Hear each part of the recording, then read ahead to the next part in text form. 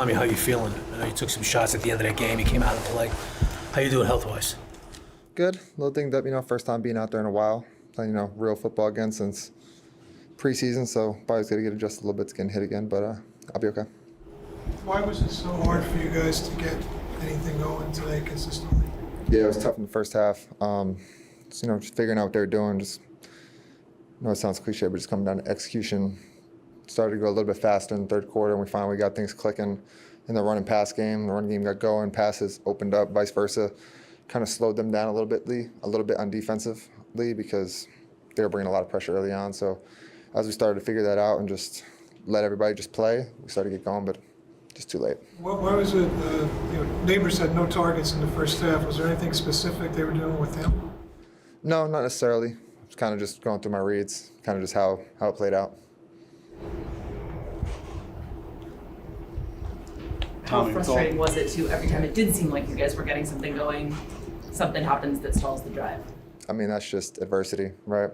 You never know when it's going to happen. In the first half of the game, it happened, early on the drives, weren't able to convert.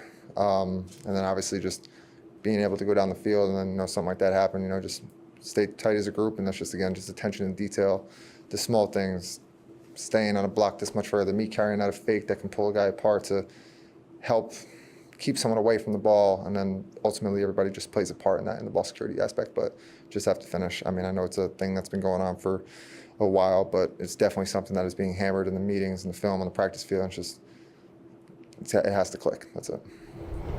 What do you think the key is to getting it to click? Just finishing details, yeah. Tommy, with all the emotions of the week, you get out there, and for them to jump out the way they did against you guys, I mean, you come in at halftime, what's the mood? I mean, how do you get a read for this team and where you guys are at right now? Yeah, at that point it was, it has to be treated as a 0-0 ball game. You don't have to try to get it all back at once. You can't get it all back at once, not in one drive, but to go down and put together a drive and to go down the field and give the offense back our confidence. And I think that, obviously we did a good job going down the field. We just have to finish it to really solidify that and put us back in the game. But at halftime, everybody was up, motivated, ready to go. That's never a question. There's no hanging heads. Nobody allows that to happen and nobody does that. So we just got to keep that going, but ultimately we got to come out faster in the first half. Tommy, do you sense a lack of confidence in this? Well, do you sense a lack of confidence at all in this offense? No. I think it starts with the leader. I think it starts with Davis. He's a very confident guy, and then obviously it trickles down.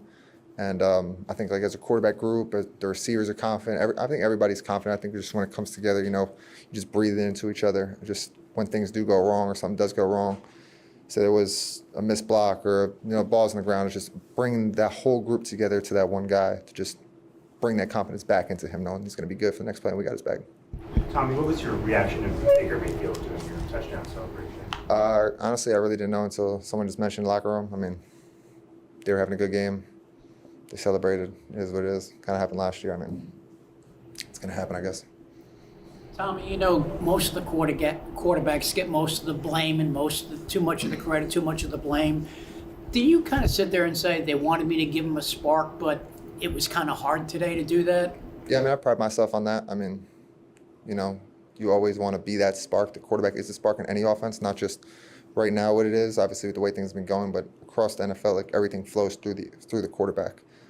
So yeah, I do. I take that, heavy, being able to get more points going and get things going in the first half. I take that hardly. I'm going to go, obviously, watch the film, see what I could have done better on my part, whether that's on the field, whether it's off, energizing the guys, keeping the guys going, anything in any way, shape, or form. I'm going to analyze, obviously, but like you said, quarterbacks get, when it's good, it's great. When it's bad, it's bad. So being able to just stay even keel through it all and understand what my job is and make it better for next week. I think you've said in the past that maybe the number one quality you have is confidence, that whenever you step out there. Did you see something like this kind of transpiring overall as the team today? Or it just seemed that things never got going until the game was really out of reach on the scoreboard? Yeah, it was tough. I mean, but that's just a testament to the guys, especially the guys up front, everybody around us. At certain points, the scoreboard, it was 0-0. We're just going out and playing and trying to put our best football forward. Obviously, like I said before, we got going way too late, but it's there. It's there. We're able to go up and down the field. It's just those little things that those little things just that bite you and just kill a drive and just don't allow you just to go down there and especially put points up on the board. It just needs to get nipped in the butt, and it will. It will. I know it's been a while, but it'll happen. You've played a lot of football in your lifetime. I mean, you've been on teams, I'm sure, that see it, think it's going to come, doesn't come. Why are you confident that at 2-9 for this team that it could still come? Because I see the way we practice. I mean, a lot of the older guys talk about it. Dex talks about it all the time. Burns talks about it all the time. Like, we're the hardest practicing team that they've seen. They've been around. Me personally, I think that as well. The way we practice, if you go out and watch us, like, we do not practice like we're 2-9, whatever our record is. Like, we're going out there like we are undefeated, and like every day is like a game. It just has to translate from practice to the field. That's the biggest thing. It just needs to happen. But no, confidence is not an issue on the offense, defense, or special teams side of the ball. I think that the locker room is tight-knit. I think that everybody has a lot of juice going into the week, especially with how things have been going on the field. There's no fingers being pointed. Everyone's kind of honing in on it, but maybe we just need to hone in a little harder. So we've got to figure it out this week. Take 2 more. Did you get the wind knocked out of you on that? Yeah. So yeah, just the one knocked out of me. Last one.